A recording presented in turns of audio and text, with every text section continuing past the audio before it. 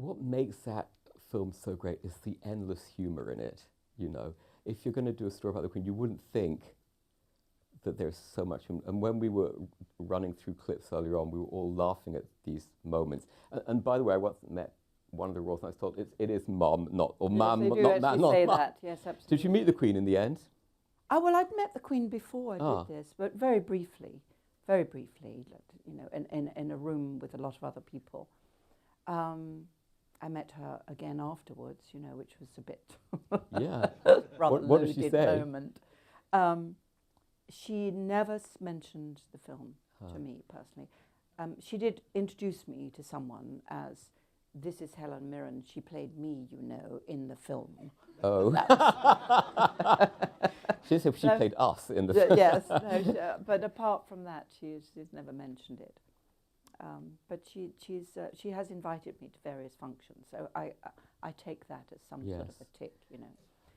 But you work with a voice coach. I did, yes, absolutely. Does that teach you actually about the character, finding the right voice? Yes, of course, in that sort of context, very much so. I mean, that was just the beginning of all kinds of things to learn about that, someone who lives in that world. But yes, you know, very important. And I've had the great advantage of working with 2 or 3 really wonderful voice coaches, and they can not just literally in terms of the sounds that they make, but you know, you do go into an accent. It is very informative of character, the way an accent works. You know, a Yorkshire is a very down to earth kind of thing. You know, you go down like that. Yes. And so.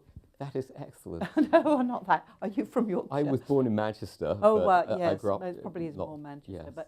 But that sort of very down-to-earth thing is a marker of a particular kind of character. So accents do have developed over many years because of characteristics of human beings. And the way even the royals speak English has changed massively. Yes, it in has. the post-Diana era, which also says a lot. Absolutely. It's amazing to hear the Queen, as I did, obviously, in my research, looking at the way she spoke when she was young. Absolutely incredibly like this. I mean, it was so cut class. It's like unbelievable. And now it's more relaxed. But your voice has also changed over the years. Yes, well, yes, one gets older. Yeah, I guess. It deepens. It's still good. Everything changes. What surprised you about the Queen as you did the research for that? Well, just her sweetness, I think, and her humour, and her, I think she's quite acerbic. She probably gets that from her mother, who I think was very acerbic. It was a very interesting journey to enter into her world and her history and everything. You know, I'd never thought about it. She was always there. I would say she was like Big Ben, you know, in London. You drive by it, you know it's there, you recognise it, but you don't really pay attention to it. How does it work? You know, what's the mechanism inside? How was it built? So I had to think about all those things for the first time. And, you know, that was quite a little journey for me, considering she'd been in my life for my whole life. You know, she's been in my life as long as my sister has. She was there when I was born. You know. Would you ever want to live that life? No. Why? Because it's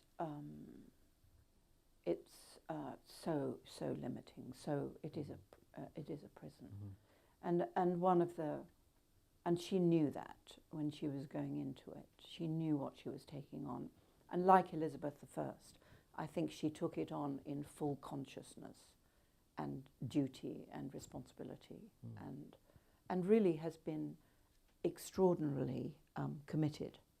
Has never let go of that. When you think about it, she never got fat, she never got thin, she was a little tiddly occasionally, there's a slight tiddly. She never became an addict, she never, you know, she just stayed steady. And just doing that alone, I think, is an extraordinary achievement.